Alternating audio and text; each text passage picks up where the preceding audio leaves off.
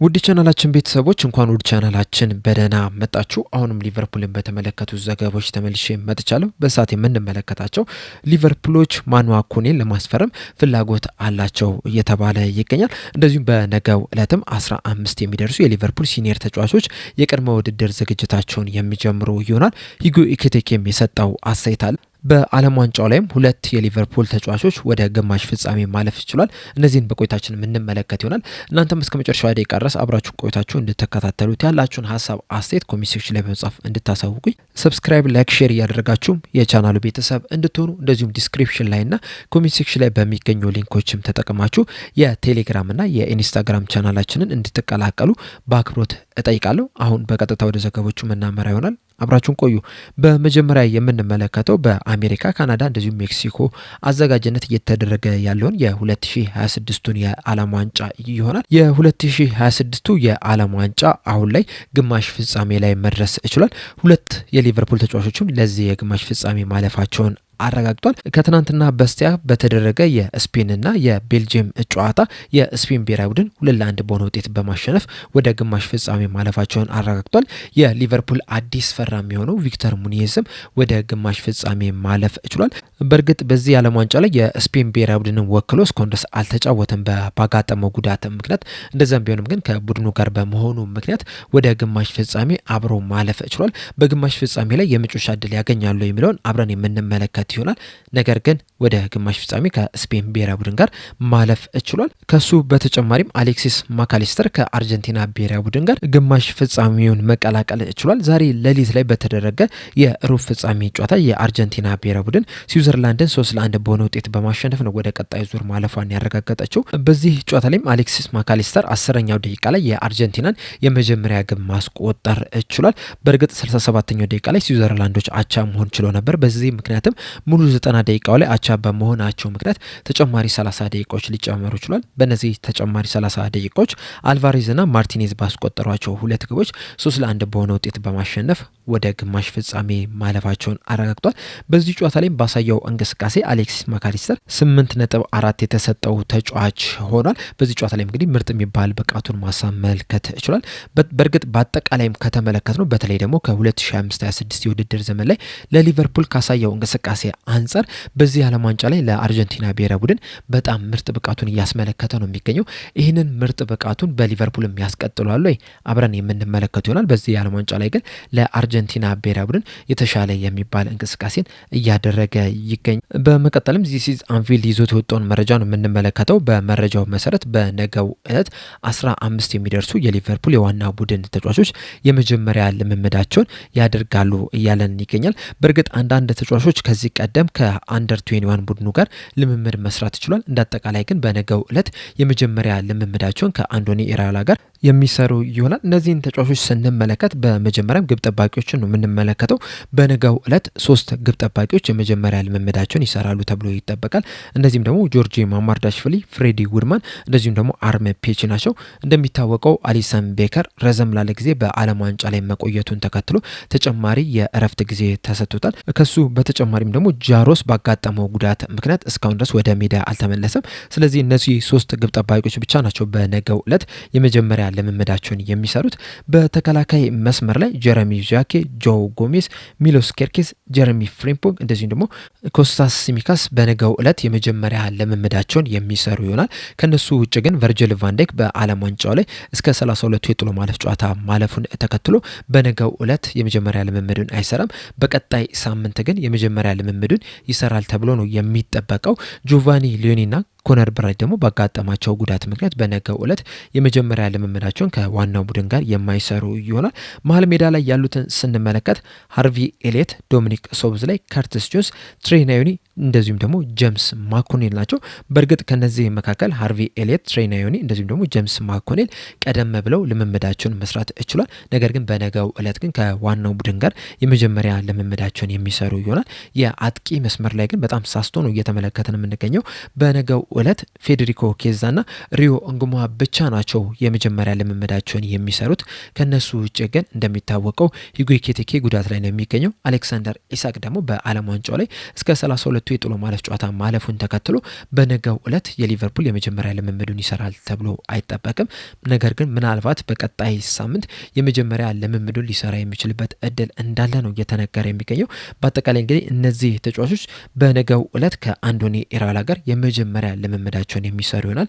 በእርግጥ ከነዚህ በተጨማሪም ከወጣት ቡድኑ እንደነ ጄደን ዳንስ፣ ኬረን ሞሪሰን፣ ሙራታላ ኒዴ፣ ሉዊስ ኮማስ፣ ዊሊያም ራይት እንደዚሁም ደግሞ ጆሹዋ አቤም የመጀመሪያ ልምምዳቸውን ከዋናው ቡድን ጋር ሊሰሩ የሚችሉበት እድል እንዳለ ነው እየተነገረ የሚገኘው። በመቀጠል የምንመለከተው ሂጎ ኤኪቲኬ የሰጠውን አስተያየት ይሆናል። በሰጠው አስተያየት በዚህ ሰዓት ከፈረንሳይ ብሔራዊ ቡድን ጋር አብሬ ቢሆን ኖሮ በጣም ደስ ይለኝ ነበረ የሚል አስተያየቱን ሰጥቷል። እንደሚታወቀው ከፒኤስጂ ጋር በተደረገው ጨዋታ ላይ ባጋጠመው ጉዳት ምክንያት ረዘም ላለ ጊዜ ከሜዳ ሊርቅ ችሏል። አሁንም በጣም ፈጠነ ከተባለ ጃንዋሪ ላይ ነው ወደ ልምምድ ይመለሳል ተብሎ የሚጠበቀው። እናም ጉዳት በማስተናገዱ ምክንያት የ2026ቱ የዓለም ዋንጫ ሊያልፈው ይችላል። ምናልባት ጉዳት ባያስተናግድ ኖሮ ከፈረንሳይ ብሔራዊ ቡድን ጋር በዚህ ዓለም ዋንጫ ላይ ይሳተፋል ተብሎ ተጠብቆ ነበረ። እንደዚሁም የመጮቻ እድልም እንደሚያገኝም በእርግጠኝነት መናገር ይቻል ነበረ። ነገር ግን ባጋጠመው ጉዳት ምክንያት ከፈረንሳይ ብሔራዊ ቡድን ጋር ወደ ዓለም ዋንጫው ላይጓዝ ይችላል። በዚህ ምክንያትም ነው እንግዲህ ከፈረንሳይ ብሔራዊ ቡድን ጋር አብሬ ቢሆንና ብጫወት ኖሮ ደስ ይለኝ ነበር የሚል አስተያየቱን የሰጠው። አያይዞም በሰጠው አስተያየት ግን ይሄ ህይወት ነው፣ እንደዚህ አይነት ነገሮች ሊያጋጥሙ ይችላል፣ አንተ በፈለከው መንገድ አይሄድም እና እንደዚህ አይነት ነገሮች ሲያጋጥሙ ደግሞ በጸጋ መቀበል መቻል አለብህ። በእርግጥ በጣም አስቸጋሪ የሚባለው በተለይ ጉዳት ስታስተናግድ መጮት እየፈለክ መጮት አችልም። ከዚህ በተጨማሪም ብዙ ነገሮች ሊፈትኑ ይችላሉ። ነገር ግን እነዚህ ነገሮች መቀበል መቻል አለብህ። ለበጎ ነው ብለህ ወደ ቀጣይ እርምጃ ነው መጓዝ ያለብህ። እኔም ይህንን ነው እያደረግኩ ያለሁት። በእርግጥ በዚህ ሰዓት ላይ ከፈረንሳይ ብሔራዊ ቡድን ጋር በዓለም ዋንጫው ላይ ብጫወት ደስ ይለኝ ነበረ። ነገር ግን ያ ነገር አልተፈጠረም። ስለዚህ ይህንን ነገር መቀበል መቻል አለብኝ የሚል አስተያየቱን ሰጥቷል። በተጨማሪም በሰጠው አስተያየት በእርግጥ በዚህ ሰዓት ላይ ከፈረንሳይ ብሔራዊ ቡድን ተጫዋቾች ጋር ከአንዳንዶቹ ጋር ግንኙነት አደርጋለሁ፣ ተደዋውለን እናወራለን። ነገር ግን ደግሞ ብዙ ጊዜ አልደውልላቸው። ምክንያቱም ደግሞ በዚህ ሰዓት ላይ ሙሉ ለሙሉ ትኩረታቸው በዓለም ዋንጫ ላይ ነው ያለው። እኔም ደግሞ ሙሉ ለሙሉ ትኩረቴ ከጉዳት ማገገም ላይ ነው። ስለዚህ እኔም ቢዚ ነኝ፣ እነሱም ቢዚ ናቸው። በዚህ ምክንያትም ብዙ እያወራን አይደለም የምንገኘው። ነገር ግን ደግሞ በዚህ ሰዓት እንግዲህ ወደ ግማሽ ፍጻሜ ማለፋቸውን አረጋግጧል። ወደ ፍጻሜም ያልፋሉ ብዬም እጠብቃለሁ። የዛኔም ደግሞ ዋንጫውንም ወደ ፈረንሳይ ያመጣሉ ብዬም ተስፋ አድርጋለሁ። እንደዚሁም ምኞቴም ጭምር ነው የሚል አስተያየቱን ሰጥቷል። በመቀጠልም ሮማ ፕሬስ ይዞት የወጣውን ዘገባ ነው የምንመለከተው። በዘገባው መሰረት ሊቨርፑሎች የሮማ ተጫዋች ሆኖ ማኑዋ ኮኔን ለማስፈረም ፍላጎት አላቸው እያለን ይገኛል። በእርግጥ ሊቨርፑሎች ይህንን ተጫዋች ሲመለከቱት እዚህ ተጫዋች ላይ ፍላጎት ሲያሳዩ ለመጀመሪያ ጊዜ አይደለም። ከዚህ ቀደምም ይህንን ተጫዋች ለማስፈረም እንቅስቃሴ አድርገው ነበረ። በተለይ ደግሞ በ2023 የክረምት የዝውውር መስኮት ላይ ሊቨርፑሎች የተለያዩ ለውጦችን በሚያደርጉበት ሰዓት የተለያዩ የመሃል ሜዳ ተጫዋቾችን ወደ ክለባቸው በሚቀላቀሉበት ሰዓት ሁለት ተጫዋቾችን በቅርበት ሲመለከቱ ነበረ። አንደኛው ተጫዋች ማኑዋ ኮኔ ነው። ሌላኛው ተጫዋች ደግሞ ኬቭለን ቱራም ነው እና እነዚህን ሁለት ተጫዋቾች በቅርበት ሲመለከቱ ነበር። ነገር ግን በስተመጨረሻ ሁለቱንም ተጫዋቾች ሳያስፈርሙ ቀርቷል።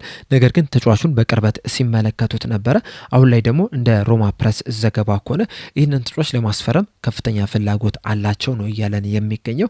ይህ ተጫዋች እንግዲህ በዚህ ሰዓት 47 ሚሊዮን ፓውንድ ያወጣል ተብሎ ነው የሚገመተው እና ሊቨርፑሎች ይህንን ያህል ገንዘብ ለዚህ ተጫዋች ይከፍላሉ የሚለው በጣም ትልቅ ጥያቄ ነው። ነገር ግን ደግሞ ተጫዋቹ ኳሊቲ ያለው ተጫዋች ነው። ላለፉት 2 ዓመታት እንግዲህ በሮማ ነው ሲጫወት የተመለከት ነው። በመጀመሪያ ዓመቱ ላይ 45 ጨዋታዎችን ነበር ያደረገው። በእነዚህ 45 ጨዋታዎች 2 ግብና 3 አሲስት ማስመዝገብ ችሎ ነበረ። እንዳጠቃላይ በሲዝኑ ደግሞ 7.1 ሬቲንግም ተሰጥቶታል። በተጠናቀቀው የ2025-26 የውድድር ዘመን ለሮማ 37 ጨዋታዎችን በሁሉም ውድድሮች አድርጎ ነበረ። በእነዚህ ጨዋታዎች ደግሞ 2 ግብና 3 አሲስት ማስመዝገብ ችሏል። እንዳጠቃላይ እነዚህ ያገኛቸው ሬቲንጎችን ስንመለከት በጣም በጣም ዲሰንት የሆነ ጥሩ የሚባል ተጫዋች እንደሆነ በደንብ መናገር ይቻላል። ከዛ በተጨማሪም ግን ከፈረንሳይ ብሔራዊ ቡድን ጋር በዓለም ዋንጫው ላይ በጣም ጥሩ የሚባል እንቅስቃሴን እያደረገ ነው የሚገኘው። በአጠቃላይ እንግዲህ በሁለት ጨዋታዎች ላይ ብቻ ነው መሳተፍ ያልቻለው ከስዊድንና ከሴኔጋል ጋር በተደረገው ጨዋታ። ከዛ ውጭ ግን ባደረጋቸው ጨዋታዎች ላይ ጥሩ የሚባል እንቅስቃሴን ማድረግ ይችላል። በምድብ ከኢራቅ ጋር በተገናኙበት ጨዋታ ላይ ሙሉ 90 ደቂቃ ተጫውቶ 7.5 ሬቲንግ ተሰጥቶታል። ከኖርዌይ ጋር በተደረገ ጨዋታ ሙሉ 90 ደቂቃ መጫወት ሲችል 7.2 ሬቲንግ ተሰጥቶታል። እንደዚሁም ከፓራጓይ ጋር በተደረገው ጨዋታም ሙሉ 90 ደቂቃ ተጫውቶ 7.7 ሬቲንግ ተሰጥቶታል።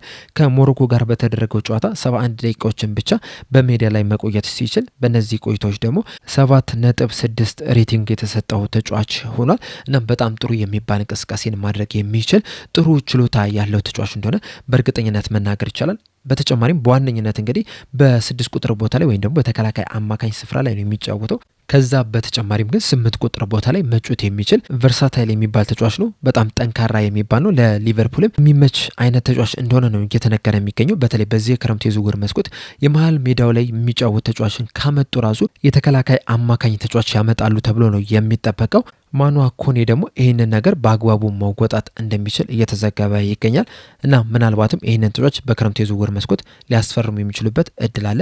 በዛው ልክ ግን ተጫዋቹን ሊያስፈርሙ የሚችሉበት እድል እንዳለ ግን መናገር ይቻላል። በእናንተ ሀሳብ ግን 6 ቁጥር ቦታ ላይ ማንን ተጫዋች ያመጣሉ ብላችሁ ትጠብቃላችሁ? ማኑዋ ኮኔንስ የሚያስፈርሙት ይመስላችኋል? ሀሳብ አስተያየታችሁ እንዳለ ኮሜንት ሴክሽን ላይ በመጻፍ አሳውቁኝ። ለአሁን ግን እኔ እዚህ ላይ አበቃው። እስከ መጨረሻው ደቂቃ ድረስ ስለተከታተላችሁኝ ከልብ አመሰግናለሁ። በቀጣይ በሌላ እስከምንገናኝ ድረስ ግን ሰብስክራይብ፣ ላይክ፣ ሼር ማድረግ እንዳትረሱ። ቸር ያቆየን።